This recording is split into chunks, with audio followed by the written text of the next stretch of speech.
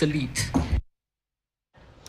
Na mbunge wa Malindi Amina Mnyazi amewataka wakazi wa ukanda wa Pwani kujitokeza kwa wingi kujiandikisha kuwa wapiga kura kuelekea uchaguzi mkuu mwaka 2027, akionya kwamba eneo hilo linaweza kuendelea kutengwa kisiasa ikiwa halitaongeza idadi ya wapiga kura. Mnyazi alieleza masikitiko yake kwamba wakati maeneo mengine ya taifa na mamilioni ya wapiga kura, ukanda wa Pwani kwa pamoja una takriban wapiga kura milioni 1.9 pekee. Kulingana na Mnyazi, tofauti hiyo imeufanya ukanda huu wa Pwani kuwa katika nafasi dhaifu kisiasa kwa kuwa viongozi wake hawawezi kujadiliana kwa nguvu ili kupata nafasi kubwa zaidi katika ulingo wa siasa za kitaifa. Wanakukumbusha ikiwa inawezekana wafanye. Ukituona sisi tumenyamaza ni kwa sababu hatuna kura za kutosha, wapwani wenzangu.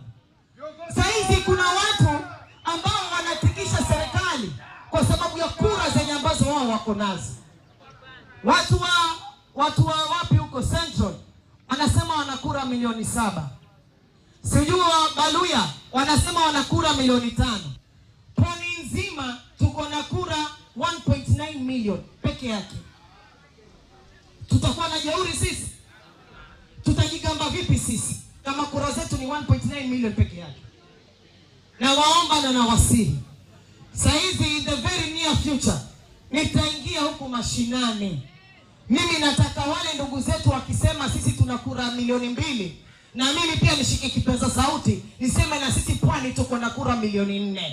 Nataka nimuone yule anaitwa Rigathi Gachagua ambaye ameteuliwa na kuteuliwa, aliteuliwa na rais akawa makamu wa rais, naibu wa rais, alafu waheshimiwa wabunge wakamtoa kwa sababu ya ukora wake wa kisiasa. Nataka nikwambie, wacha fitina la wananchi wa Jamhuri ya